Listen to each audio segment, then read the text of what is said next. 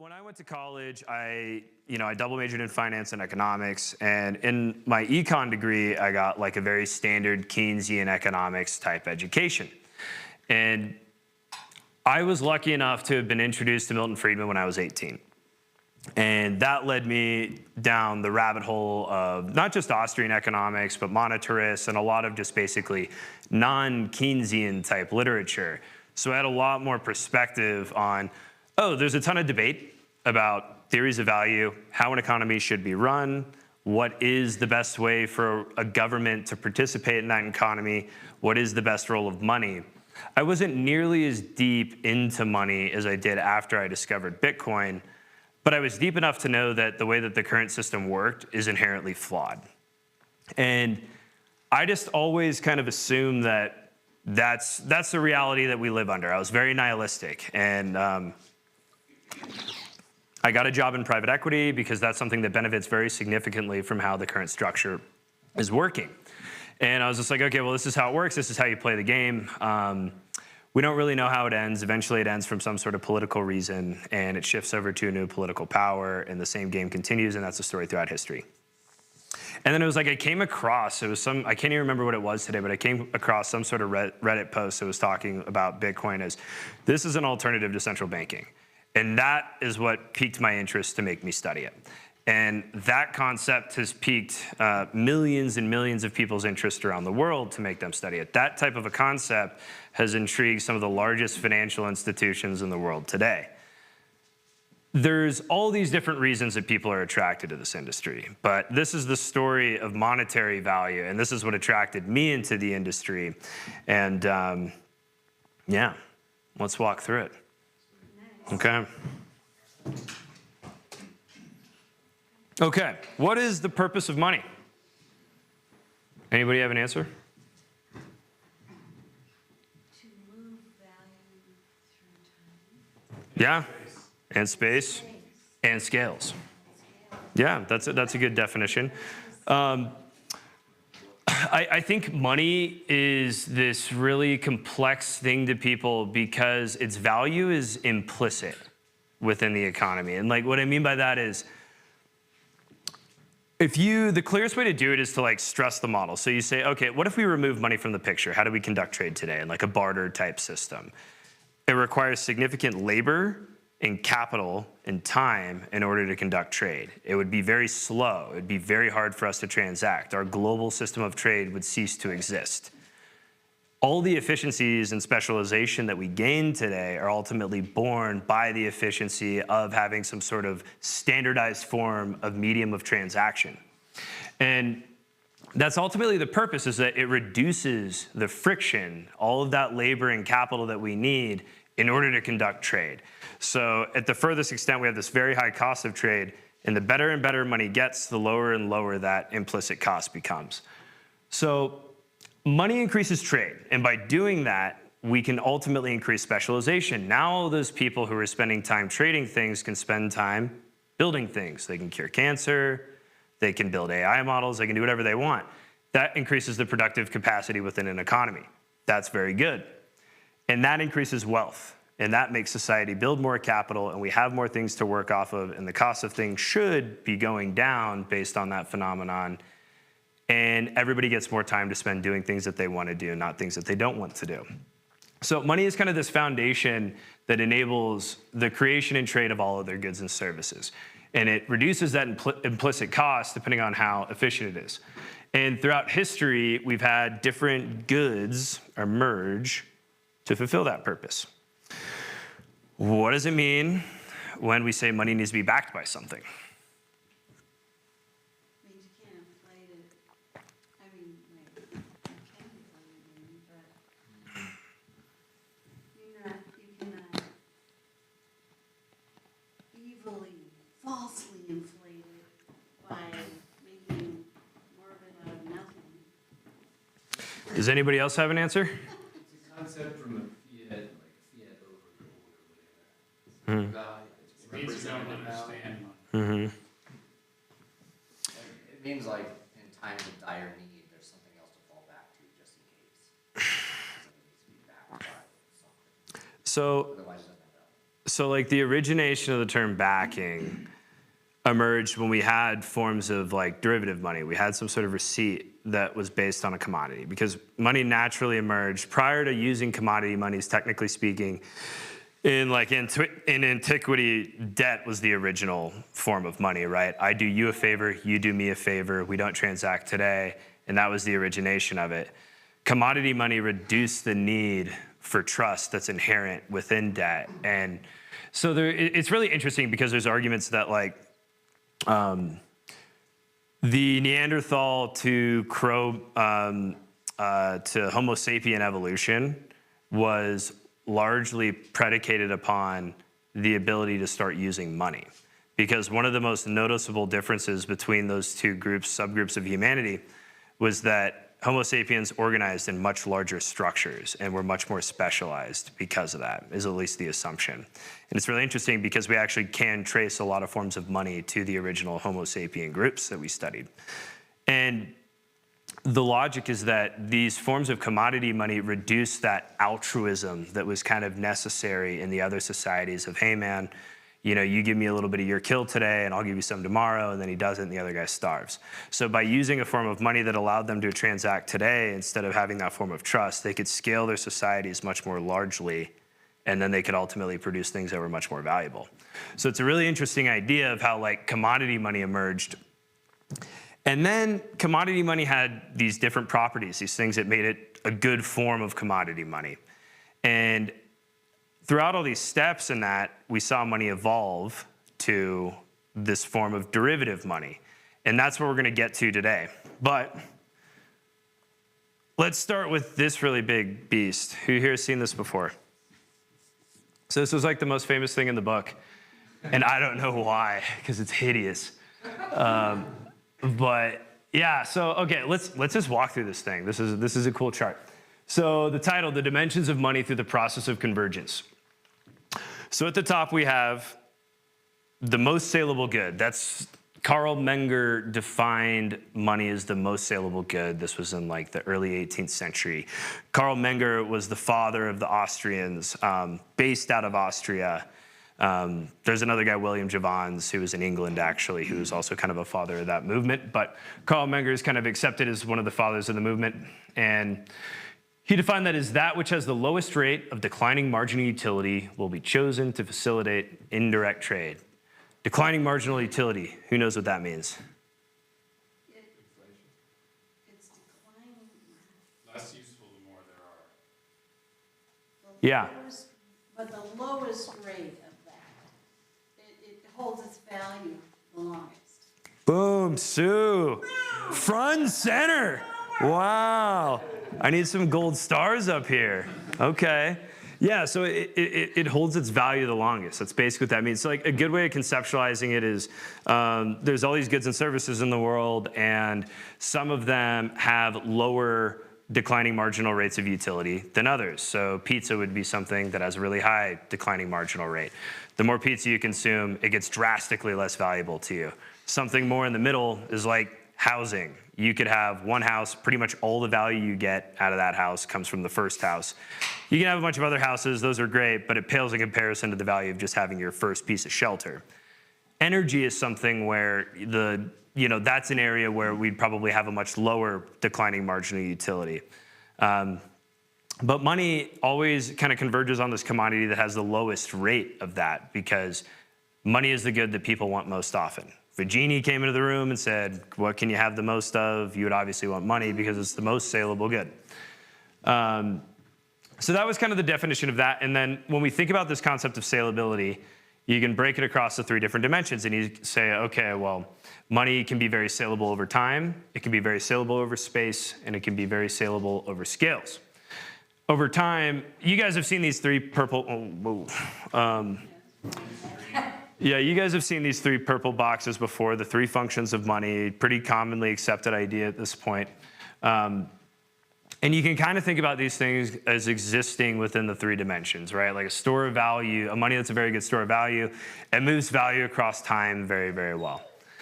A money that's a very good medium of exchange, it moves value across space very, very well. And a money that's a good unit of account can move money across scales very well. So what do we boil all these things down to? Because when I was first kind of digging into money, when I was deep diving into a lot of other things in Bitcoin, I was just like, okay, I'd like hear podcasters be like, here are the properties of money, or the functions of money. Safety talks about, the different dimensions. How does this all tie together? And that's what was the insight that created this graphic of like, here's kind of how it all grips together. And what it all boils down to are these green boxes. This is really what matters. What are the fundamental properties that drive it to produce these functions? So something that's a store of value is something that's usually very scarce and very durable. Something that's a good medium of exchange is something that's already been widely accepted by people, and it's very easy to move across space. Something that's a good unit of account is highly divisible, and it's highly fungible. Who here knows what the word fungible means? So you got to let other people answer. Yeah, I need them to learn. I know you know all of it. It means like today, my $1 bill, well, I choose my Bitcoin, my Satoshi today is expected to work the same way in 10 years. Rocky, you got one? One unit is exactly the same as another. Yeah, exactly the same. That's perfect fungibility. So Bravo. fungibility is something that's never like truly perfect, right? Like if you think about dollar bills today, a $2 bill is slightly more valuable than two $1 bills because they're so rare. And this was kind of an argument that people in the ordinals community were making with how they're structuring things. And this is one of the things people didn't like. It was an argument against that. You're reducing the fungibility of Bitcoin as a monetary asset. This type of a concept I don't think is critical, but like finding perfect fungibility is basically impossible. I can't think of examples of money that have ever existed where it's been perfect. It's just always kind of been far enough on the spectrum of like, okay, this is plenty good enough, and we're usually not running into issues over it.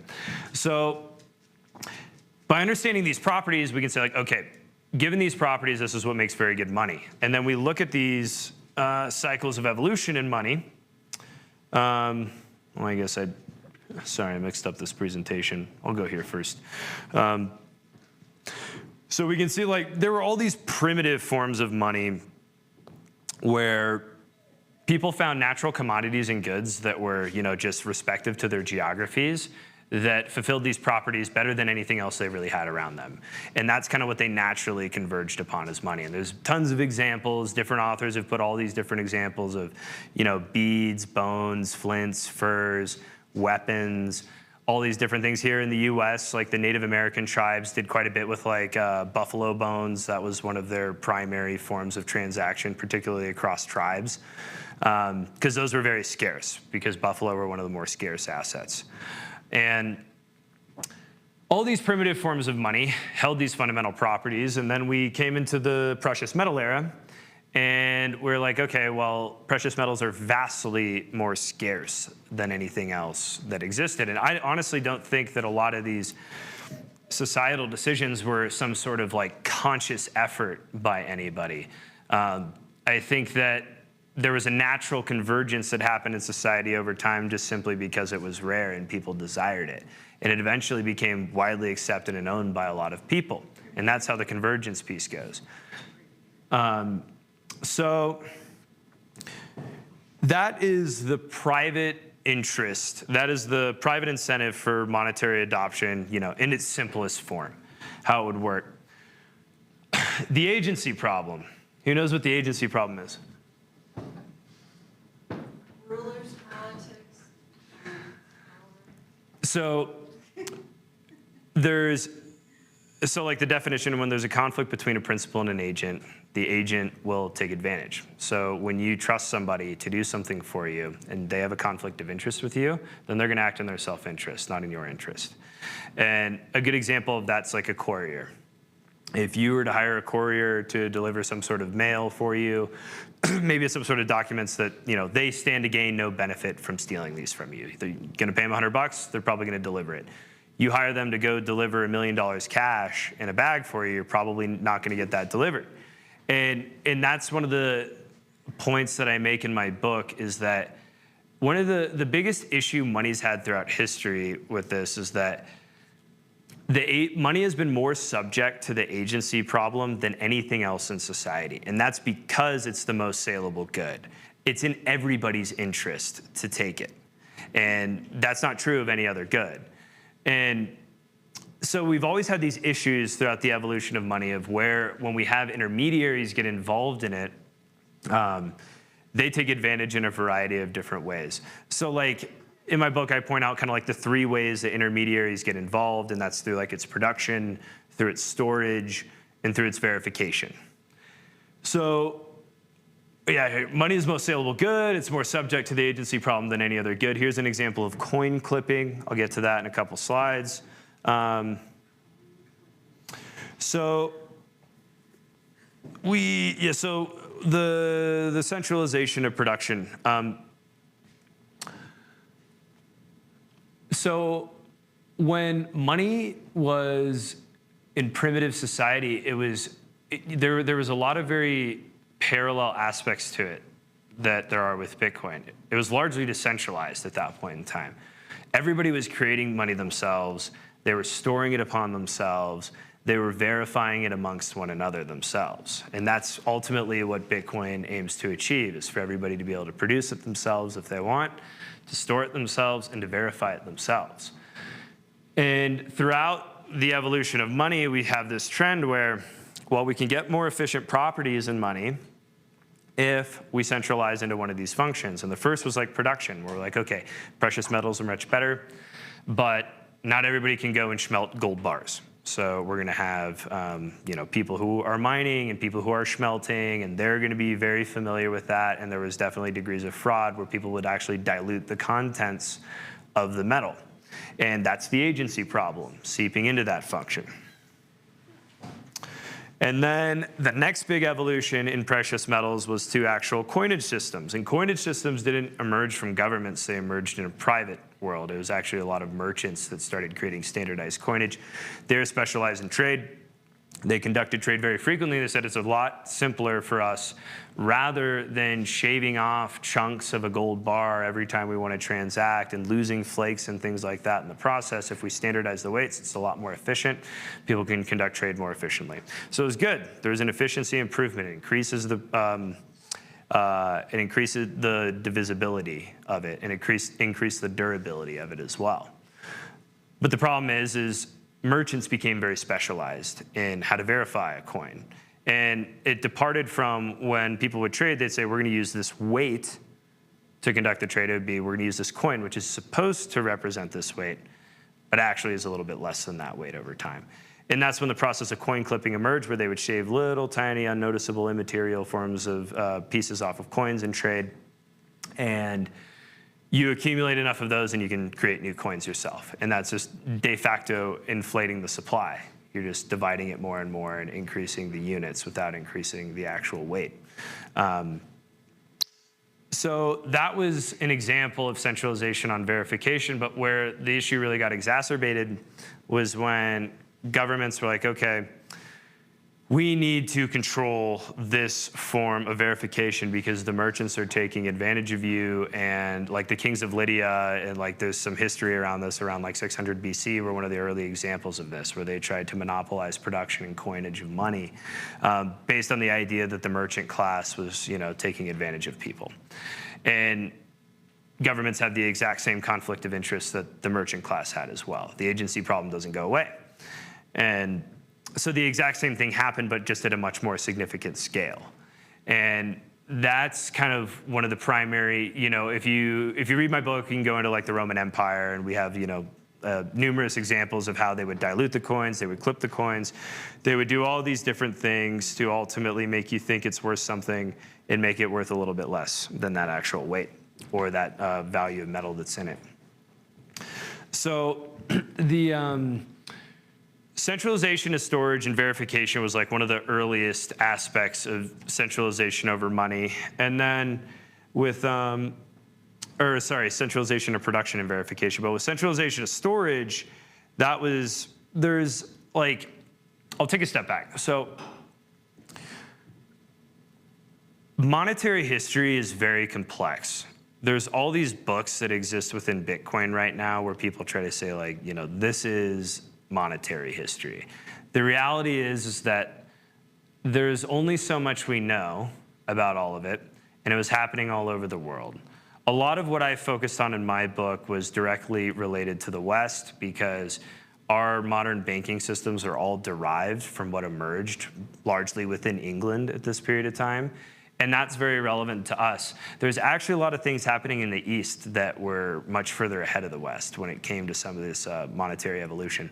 But to England, because this was the system that the US ultimately built our current system around, when a lot of wealth was being accumulated at this point in time, and this is like 17th century, early 17th century, people weren't really using banks. Like, banks weren't a thing. If you go back to the Roman Empire, okay, this is a fun fact. If you go back to the Roman Empire, there's the temple of Huno Moneta, which was also one of the gods. Moneta is where terms monetary and money are all derived from. It is actually from this Roman temple. It's a goddess, if I'm not mistaken. I can't remember what she had power over, but that was the first example. It was like it was a temple that a lot of the wealthy would store their wealth in, because outside of that, it's like you have holes in your backyard, you got treasure chests. The actual security of storage was a really challenging thing, particularly for people that hadn't accumulated a ton of wealth. So the wealthy class kind of had their own, kind of government-supported storage temple. Similar thing was happening in England. And it was, monasteries were trusted, as well as the London Mint was another spot that was trusted. And Charles I was shutting it down with a lot of monasteries. A lot of this moved into the London Mint because of that. And then Charles I appropriated all of that private wealth that was in the London Mint, which is like kind of amazing what would happen in some of the societies back then. And Can I ask you, he appropriated it. Tell me what you mean by that. he stole it. Stole it. He's a bad man. Yeah. So he took all of that, and then so people didn't really trust storage in the London Mint. And then this was kind of the inception of Western banking systems, where people started saying, okay, we're not going to store it there. Where else can we store it? Blacksmiths. They had these huge vaults where they would store gold bars. So they were kind of just this logical group that had the right infrastructure to start storing money with. And this was basically the dawn of Western banking systems. So these were called like the London goldsmiths. They would store all this gold, all this silver, and you'd pay a fee. And what happened was,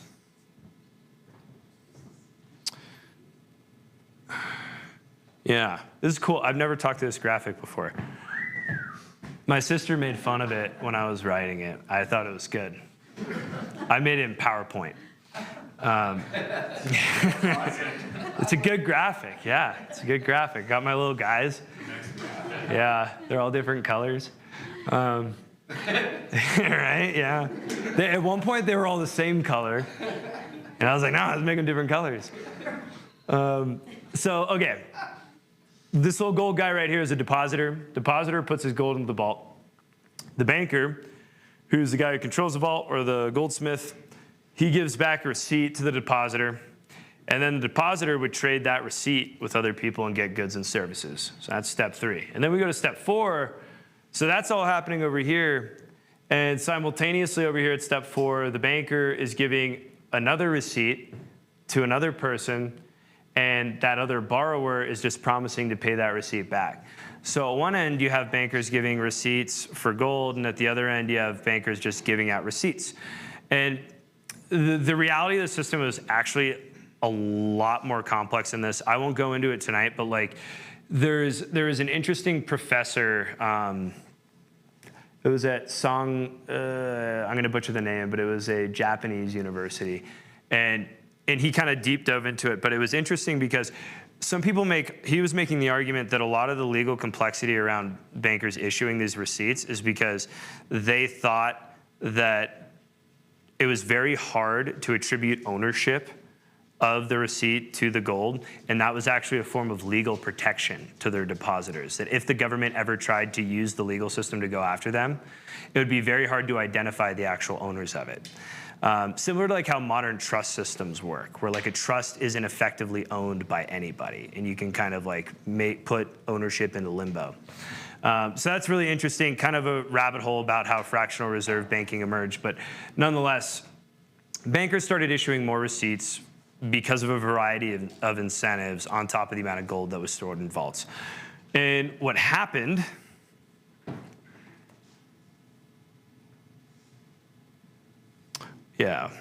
so what happened is that Charles II ultimately became one of the largest debtors within this system, and he defaulted on that debt and caused a systemic collapse within the system. So what do we do? Created the Bank of England. This is the big central bank. And they issued a bunch of fiat notes. This was like the first Western occurrence of fiat money. And they issued these notes to pay back that debt. It was rejected by private markets, and they had to use a gold-backed form of money to ultimately pay this off. So they tried to issue fiat money, nobody wanted it, and then they're like, okay, we're gonna go to a gold standard, and then they created this process of slowly trying to pay it off over time. What year was that? Like about? This is around like 1676, I think is the number in my head, yeah.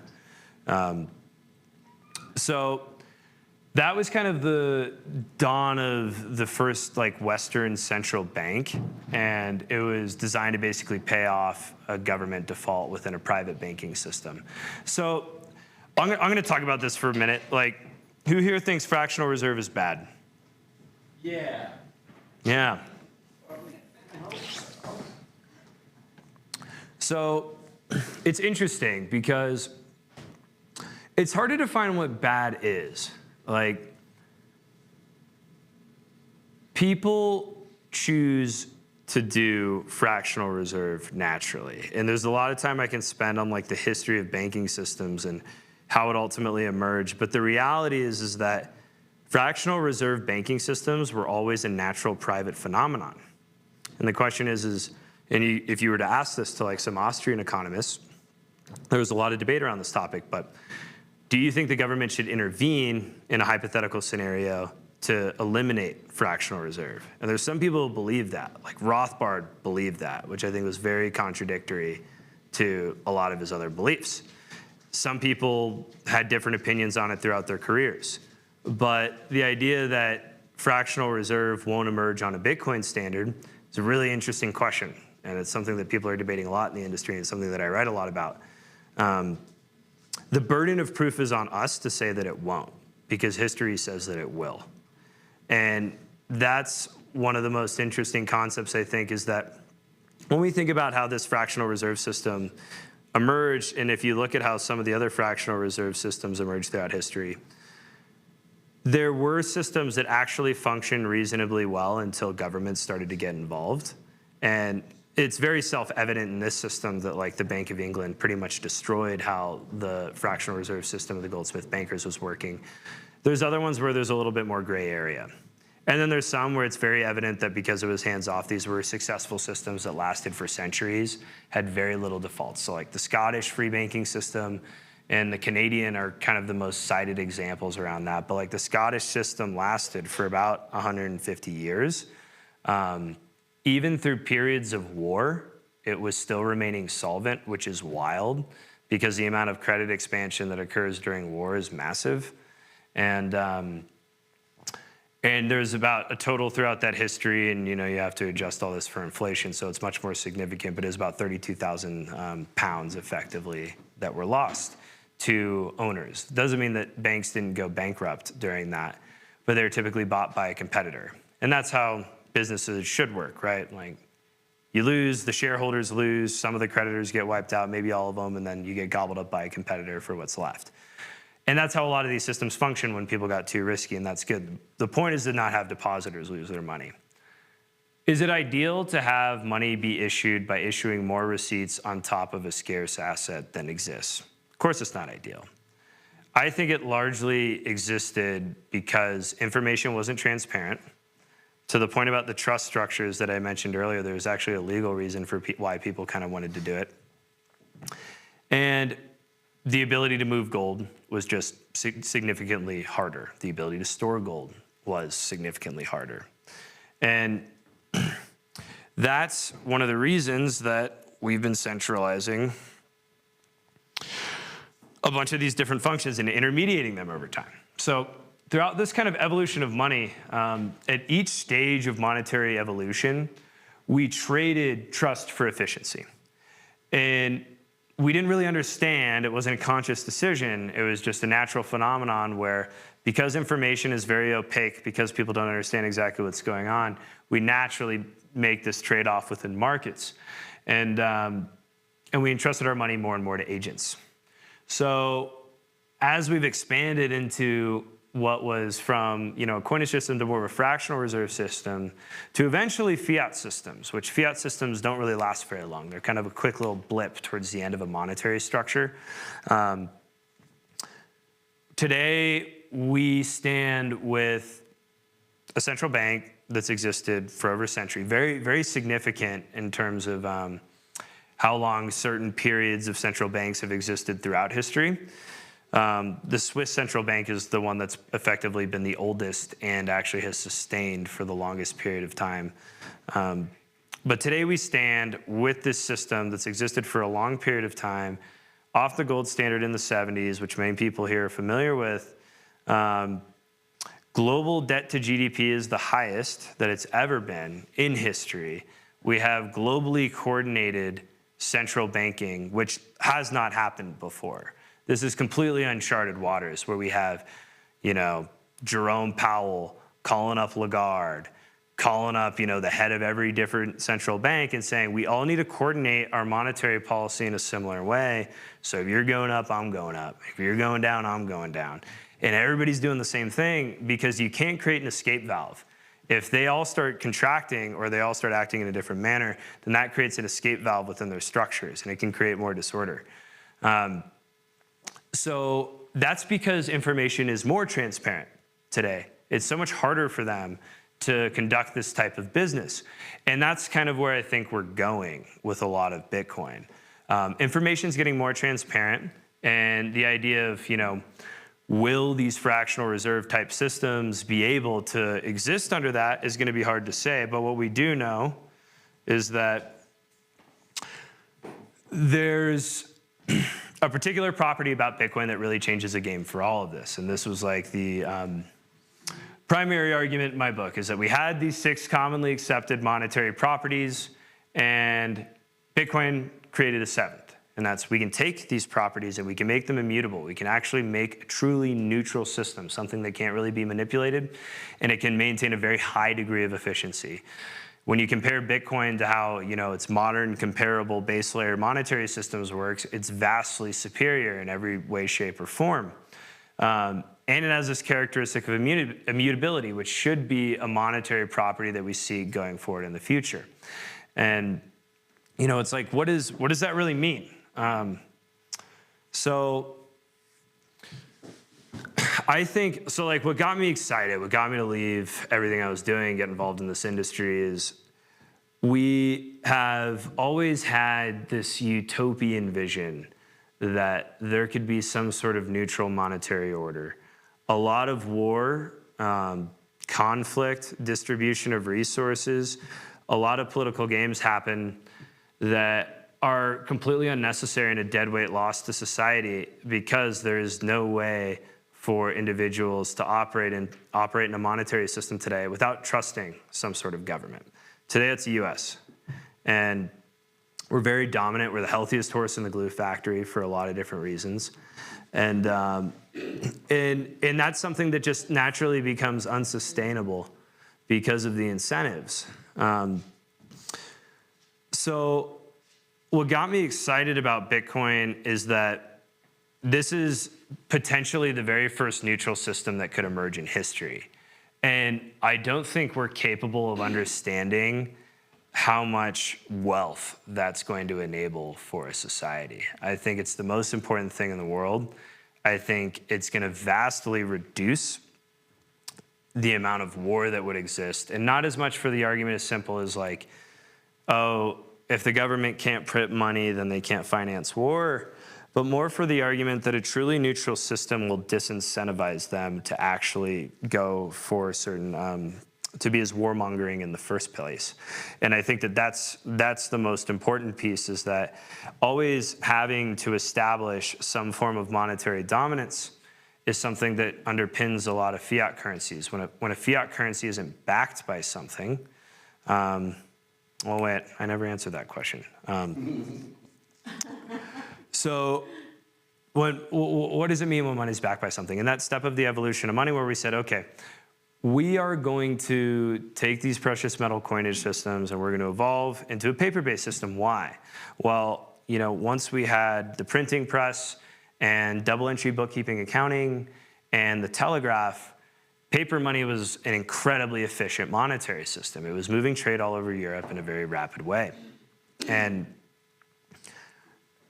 that efficiency was great. The only problem that it had is that paper wasn't scarce. So it needed to be backed. It needed to be redeemable. If we could keep the supply equivalent in gold and adopt that property of scarcity into paper, this is a great form of money. And that's why it naturally emerged that way. So it was a natural product of these forms of derivative money and receipt money that the term like money needs to be backed by something ultimately emerged from. It means that it needs to be redeemable for that thing. That's the most fundamental kind of definition of it. But if we look at how money existed throughout the vast period of history, good money wasn't backed by something. Good money had inherent properties that made it a good form of money. And we were able to kind of identify what those are pretty precisely today. So when we look at the dollar, right? When we look at the dollar today, the dollar emerged because it was a very good form of money. And we had a lot of wealth and we had a lot of guns, and a bunch of people wanted to back us because of that. A bunch of people wanted to adopt the dollar because of that, coming out of World War I. World War II is the instantiation of it. But the dollar is effectively, from like a monetary standpoint, a shadow of what it was during this period of time. There is, we've seen all the charts, we've seen the debt, we've seen the monetary expansion. And the biggest thing, though, is that it's kind of like the ultimate rug pull, right? Like, you get a good form of money, you entrench it in trade. Like 70% of global contracts and trade volumes are denominated in the US dollar. You get people hooked on this system, you get that network effect, and then once they're all using it, then you can actually do the rug pull. And like that's what gradually starts to happen because you're incentivized to in that system. It makes perfect sense as a political leader to keep printing money because you know that you're probably going to be dead by the time any of these consequences really matter from your decision making. And that's what's happening in the dollar system. So how do we keep it? How do we slow that erosion as much as we can and keep people to adopt it as much as we can, even though it's not necessarily good money? We trade our guns. That's the most important thing. We establish the petrodollar system. Who here knows the petrodollar system? Who wants to explain it? Not you, Sue. No. We price Middle East oil in dollars, and they sell it for dollars. They buy treasuries and perpetuate that trade. We protect them. We protect them. We protect them. It's the biggest thing. It's called prostitution. Global scale with I think it's this rational trade. I think it's this rational trade. We have an asset. There's like two primary geopolitical theories of how do you maintain dominance throughout the world. One is you control Eurasia, and we fight effortlessly to allow or to not allow anybody to control Eurasia, because that can function as a very independent economy. Or you control the waters, and that's what Britain did. That's what the U.S. does. And that's one of the primary advantages that we trade to our trade partners is that you guys want to conduct trade, you want to be safe, you want to be able to do business with other countries, use our currency, we'll make sure that everything goes fine for you. And that's one of the primary things is the US Navy is really this linchpin that's like holding a lot of the world economic order together today. And come on, Sue.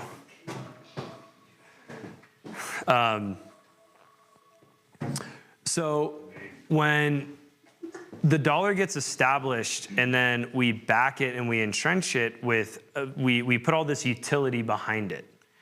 And I think that you can kind of draw a similar idea of how this works from, it's kind of a parallel what's happened with like Bitcoin and cryptocurrency as well. Bitcoin's going after the fundamental monetary value. Cryptocurrency's going after the actual utility values that you can have with it. And it's not that one's better than the other, but what I believe is that one definitely predates the other. I think that you need to have the monetary value to ultimately get the adoption in the beginning. And I think that in a free, transparent, competitive private market, it's going to be very hard to sustainably pursue utility value over the long term. Whereas monetary value is something that's arguably the best network effect you could have in the world. In utility value, it's like with the dollar that started with its monetary value, it found a utility value, and then it started to reduce the monetary value because it didn't need it anymore. I think it's very hard for cryptocurrencies to start with just the utility value without generating a material network effect for monetary value. And anyways, I'm just rambling at this point, so I'll let you guys Q&A. I think I know the answer.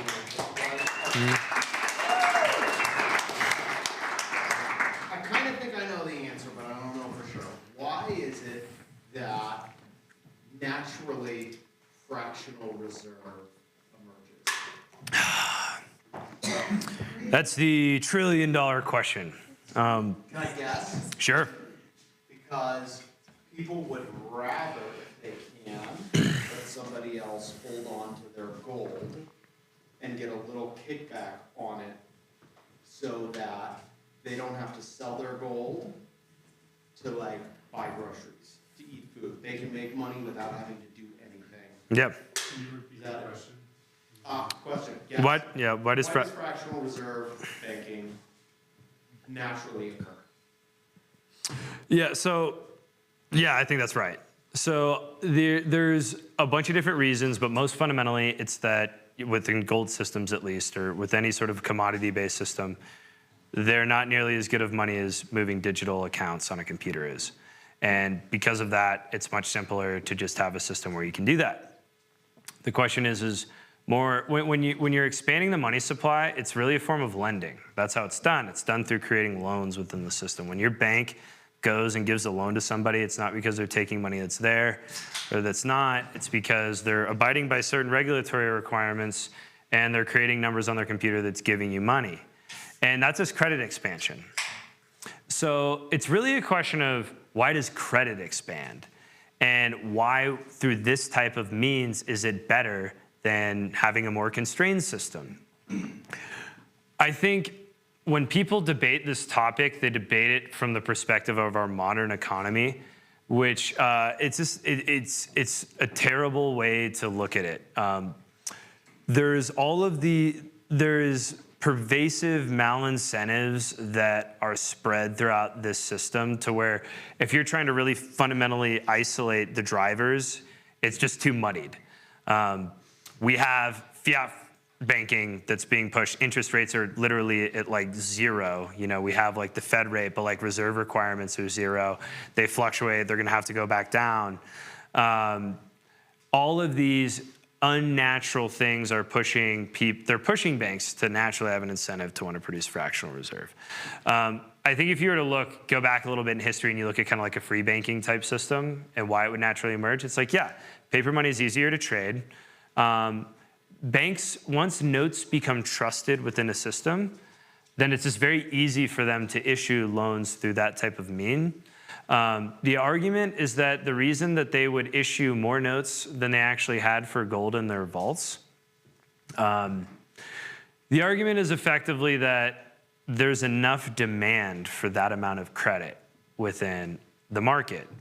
And there's no way, I think that, you know, some people try to make these arguments from the perspective of like there is some sort of answer for that question. It's like there isn't an answer of like how much credit should exist within an economy. It's just there's what the market wants when the market wants it, and equilibrium is found. The best thing we can do is not manipulate the market incentives and allow that to happen naturally. If more people knew that if you woke up every day you had your, Bitcoin deposited in an institution. You woke up every day, we're on a Bitcoin standard, and you saw that there is a 5% probability today that I could lose all my Bitcoin. That might change the way that you think about storing it within institutions. If there is a way to be constantly reminded. And if the ease at which we have competitive self-custodial services for people to be using or multi-sig type services for people to be using, once that's just as competitive as a purely custodial financial service product, it's just going to be vastly more competitive against the custodial system. And that's going to change whether or not fractional reserve exists, because now these banks have to actually compete with the customer. And they're going to have to give them reasons to want to actually fully control their money. So I write about this a lot, that we've never had, through what's emerging in Bitcoin, an independent private system that's competitive against the banking system like we are today. And that, I think, is going to change the incentives of how our banking system actually works very significantly too. I wrote a paper kind of arguing that I think if we were, 20, 30, 40 years from now to be on a Bitcoin standard type system, it would probably be so much more competitive and efficient than we've ever seen that fractional reserve may not even naturally emerge. It might just be that people only want you to loan as much money as you have, but we'll find out. Okay. Thank you. No more? Yeah. I need to press a button or something. With the US dollar already being the reserve currency and us being $36 trillion roughly in debt, and the ability to just continue printing money to essentially try and print our way out of problems, why wouldn't the United States government or the Fed, I guess, just continue printing money just to buy Bitcoin? That's what they're If we could doing. continue printing money, why wouldn't we just print more money and buy Bitcoin if the train's already left and it's heading that direction? Do you suspect that the United States government is already doing this and that other countries are secretly already inflating their own money to put it into a more sound money that's respectfully deflationary technically? It's interesting. So it goes back to that point I was making earlier about kind of like how deeply entrenched is the dollar and how much do they believe that? And nobody really knows what the answer to that question is, but I'm assuming that they're probably subject to a lot more overconfidence in that ability than we are. Let's remove Bitcoin from the picture. Why haven't governments printed as much money as they possibly can to buy as many commodities as they can, right? Why have they had some degree of restraint around that? Why are gold reserves not higher than they would normally be? Why did Canada sell all of its gold? They have a lot of confidence in this debt-based type system that it will continue to persist as long as we can effectively secure its value over time with guns and we don't print too much. We print just the right amount to like keep the slaves churning in the system. And I think that's kind of the key argument that nobody really has an answer to.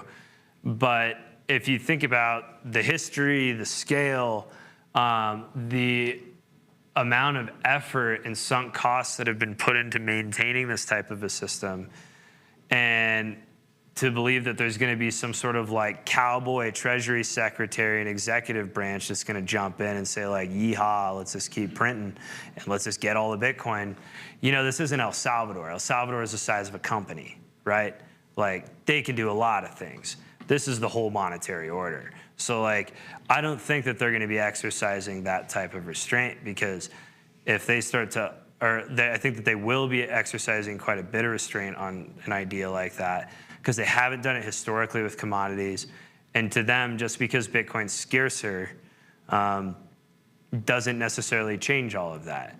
I think that it's good. I think that it gives them access to a neutral system.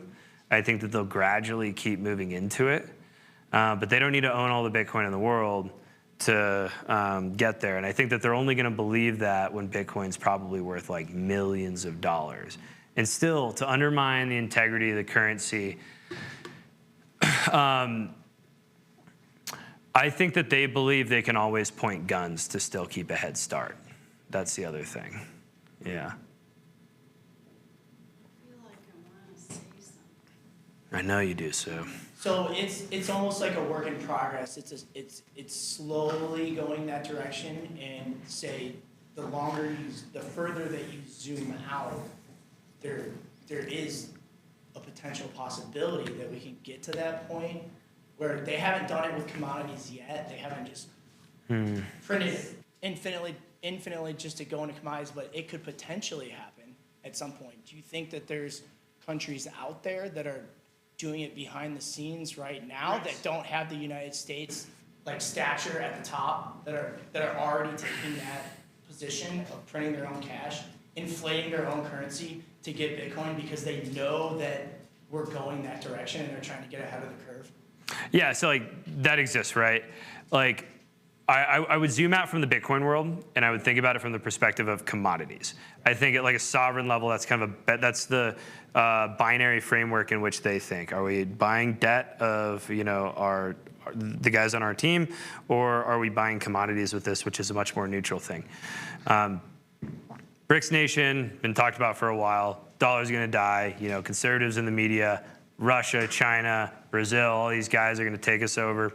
BRICS nation has been moving towards commodities, and it's a significantly greater allocation. And I'll caveat all this with, we don't know exactly we don't know what these numbers are. China misreports them. If you believe the U.S. is being transparent, then that's pretty foolish. Like, all these guys are misreporting everything. But nonetheless, from what we know that the BRICS countries have been moving heavily towards commodity-based. So and this is definitely something I'm not an expert in, just something I've kind of read into the general structure and beliefs within global geopolitical theory right now. The system has existed as a unipolar world. We've had a very dominant force that has controlled the seas, has controlled currency, all of that. And the primary argument is that we're not really shifting to what you often see in the media of China is going to be the next big person, or Russia, they're going to join forces. The argument is that no, we're actually just fracturing right now, and we're going to go through a significant period of fractured currency dominance, and it's going to be a multipolar world, and there's going to be different areas where currency dominance exists in certain trade routes more so than others, but there's not going to be a clear winner above all of it, and it seems like the ones who are going to start to catch up to the U.S. in that race towards this multipolar type system are the ones that are more focused on commodity allocation. So then if you're trying to think of, well, how is this going to pump my bags? Then you look at gold reserve market and you say, how much do these guys have in gold right now? What percentage of their sovereign wealth reserves is that? And then if they were to have allocated X percentage of that to Bitcoin, because that's the most direct competing commodity market, how much is that? And let's throw that onto the Bitcoin price. We have an annual report coming out for my firm where we've dug into that kind of a theoretical analysis around some of it. And it's big. It's definitely a lot bigger than Bitcoin balance sheets and what could happen with US-based corporations. But just looking at pure gold sovereign wealth reserves, it's a pretty massive market at this point. And I think that Bitcoin could easily get, within the next few years, 10 to 15% of that market.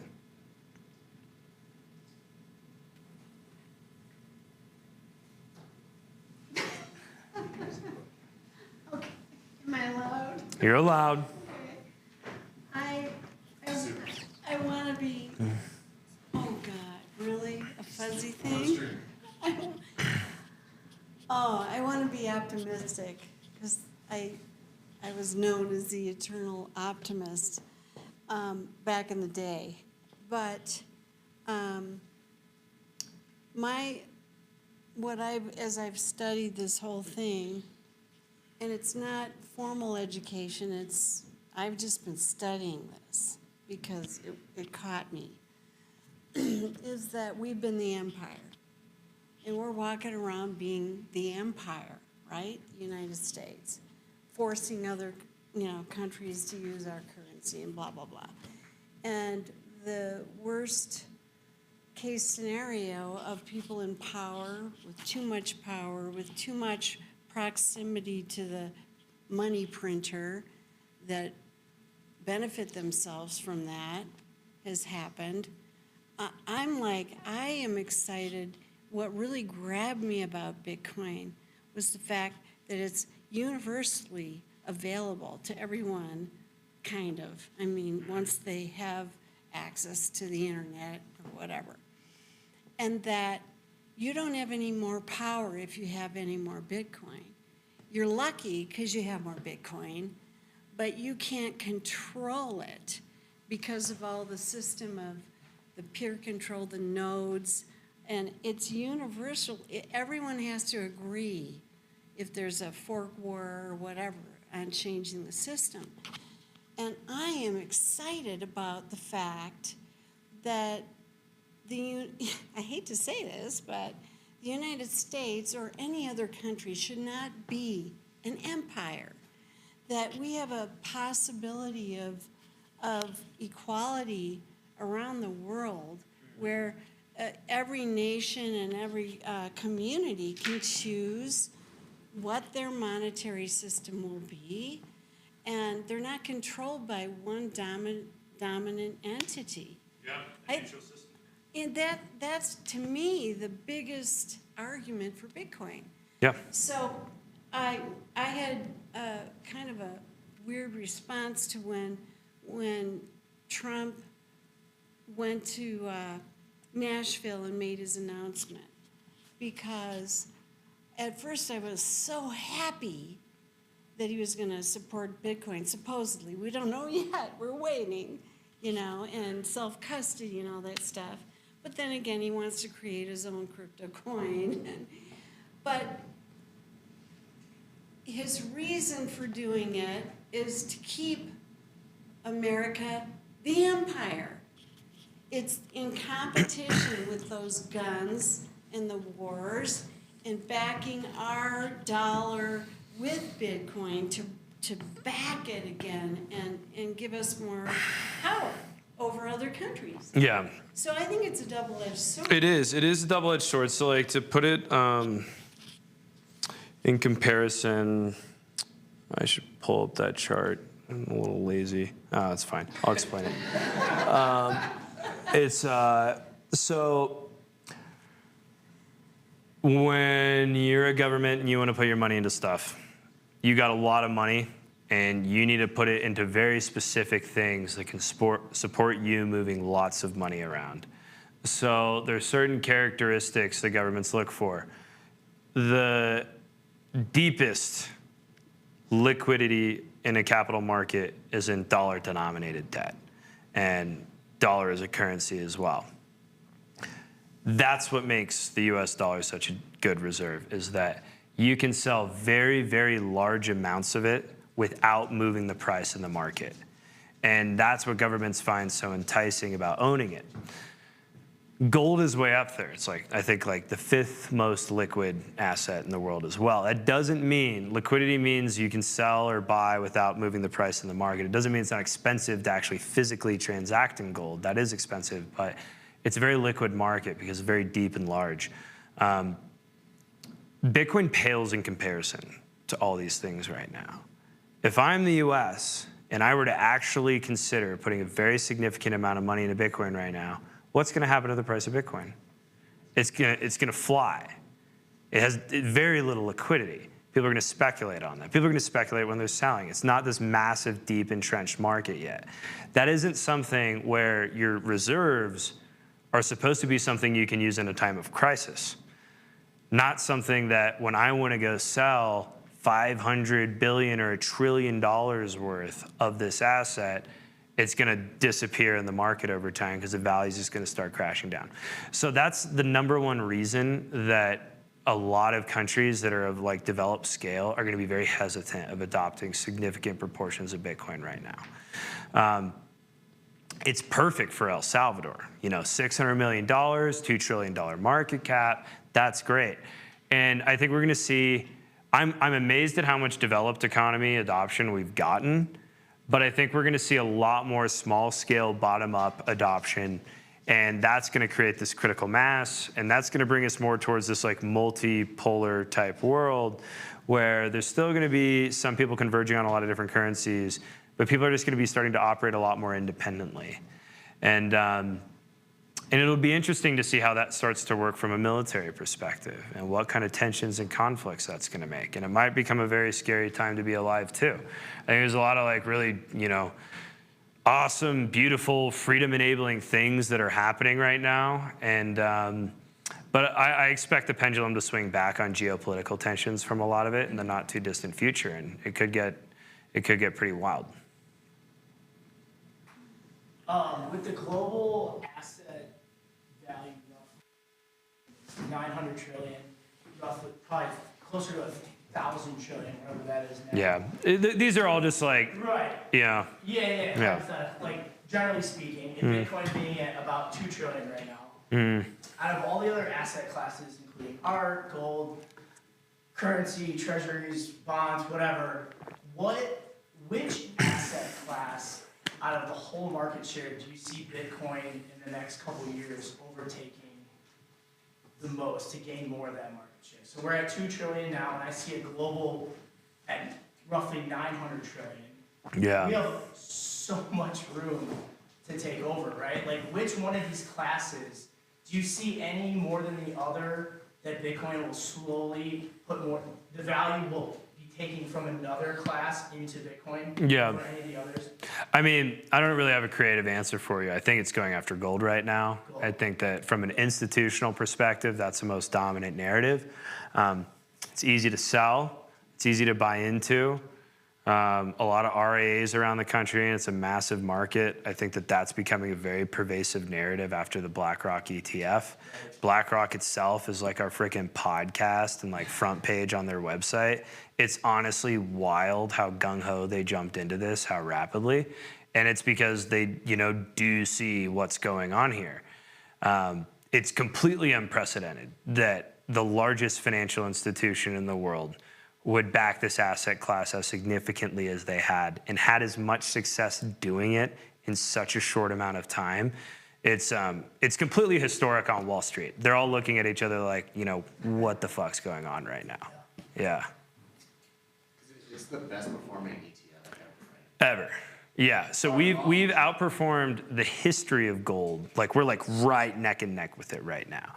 I mean, the Bitcoin launch compared to the first launch, which granted like gold ETFs were launched during a very different time in the world. So like you could handicap Bitcoin a bit for that, but nonetheless, it's like 20x whatever the first year of gold was. And it's even, Bitcoin ETFs are worth more than gold ETFs. We're like right neck and neck right now. Yeah, what were you gonna say?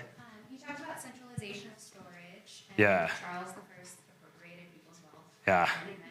So what would you say are like the benefits and risk of different storage methods, whether it's exchange or cold storage? Oh, that's a super complicated question. We got someone in the audience who I think can give you some much better product knowledge on this. That's my friend Rocky in the back. He can shill you on multi-sig.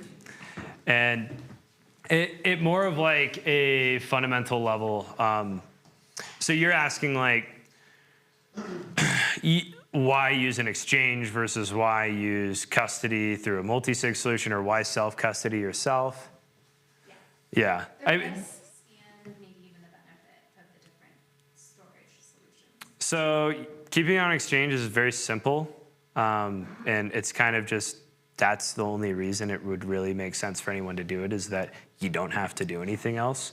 The costs are pretty significant. If we've seen the history of this industry and how wealth has been appropriated and rehypothecated through these institutions that are pursuing, not just like fractional reserve, but like fraudulent practices, you don't know what's coming next. You don't know who's capable of what.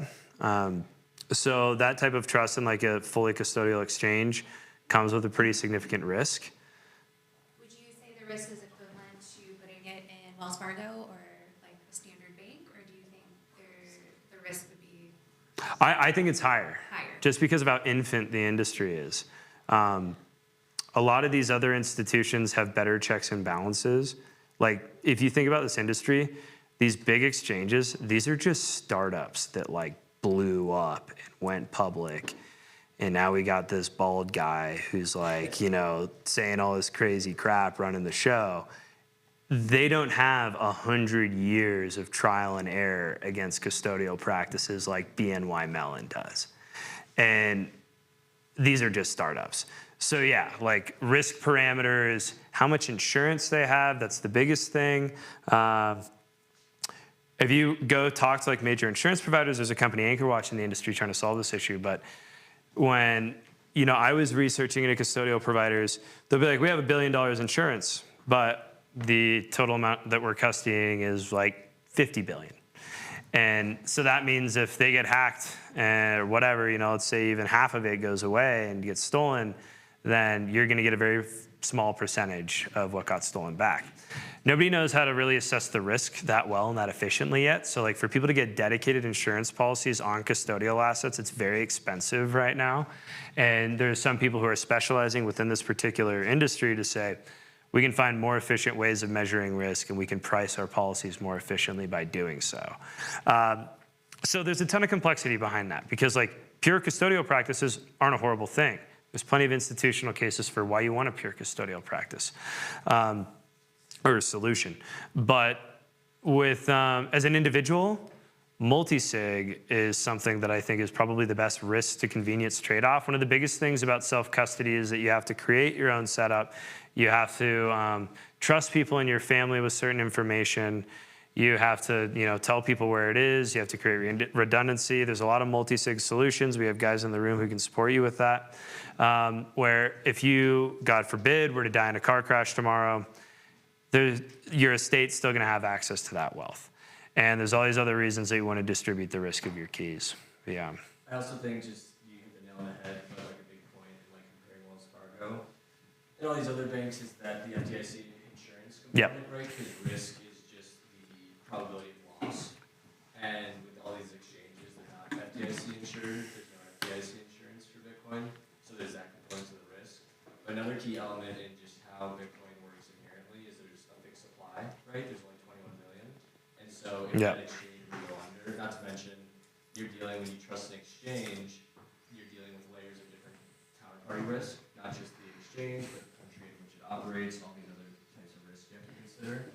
And if that were to, if you know they lose, if you lose your Bitcoin on an exchange, they can't print more of it to just give to you. Versus if there was a banking error at Wells Fargo or somehow that money would go away, you know, it's as easy for them just to, you know, put $250,000, type it into your bank account, and it just appears there, right?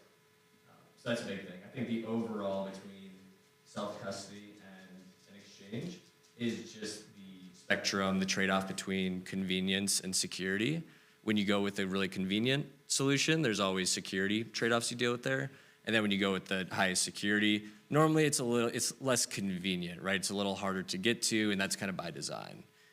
So normally as people kind of go through their Bitcoin journey and start on exchanges, over time, most people kind of start using Bitcoin in self-custody.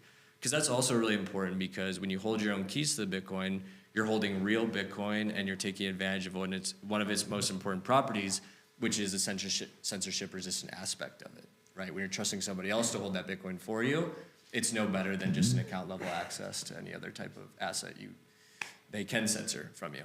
Mm-hmm. All right. I got time for one more really quick one.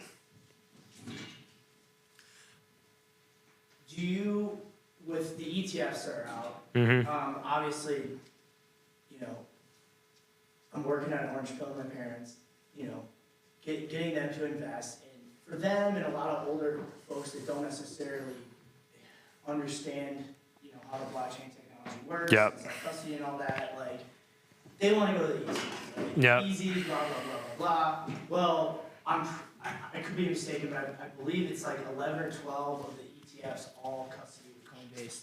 Yep. And I think one of them just went to Anchorage, and one of them, Fidelity, has their own. Do you see the custody, like how the ETFs are custodying their Bitcoin as a potential issue with it being predominantly all being with Coinbase? Like, is that a significant risk that you would tell people that are investing in ETFs, like, hey, maybe not the best idea? That's a good question. Yeah, like it's significant centralization. It's a significant risk. I think the majority of the at least from what I see, the majority of the reason that people are contentious about this point online is that they view it as Coinbase having an outsized influence over consensus decisions within the network because of it. From that perspective, I am not as much of a fear-mongering type mentality about that. But it's a centralized point of risk that the reason it's not something I would be highly focused on because I think it's going to naturally diversify over time. I doubt that Coinbase will be that competitive in the market for too long. There's other custodial providers emerging.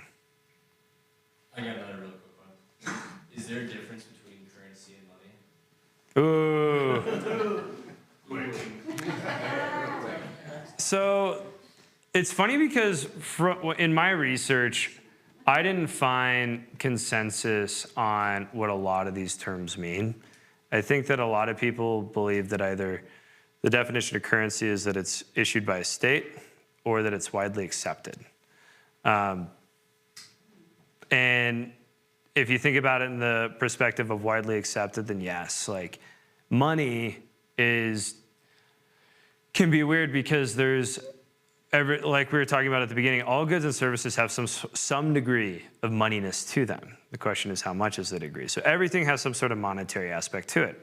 And the scope and the scale in which it's being utilized can determine whether or not it's actually like money. Right now, cigarettes aren't money to you, but if you get thrown in prison tomorrow because you didn't KYC and you've been doing some bad stuff, then they might become money to you pretty quickly. And then you'll say they are, and they are widely accepted around here, and that's effectively a currency that we're all using. And then if you acknowledge that it's a state-backed thing, then like, yeah, that's pretty distinct. The reason I ask is because I can't pinpoint or remember like the first time that I saw Bitcoin being referred to as money, but in the Bitcoin white paper, it's a peer-to-peer digital currency. Yeah. Right? And so was Bitcoin always money, or did it have emergent properties that made it money versus currency? And at I what definitely point- don't at what think it point was always money. Okay. I think just like any other good wasn't money until it became money, until it was being more widely used for that type of a function. Bitcoin had the unique means of like bootstrapping without a utility function to garner its adoption, but purely when I say utility, I mean some sort of other utility other than like, monetary functions. But like its only value is that you can move it and then it's gonna be scarce if we make this thing big enough. Does anyone have any opinions as to like when Bitcoin crossed that line from currency to money? That's a good question.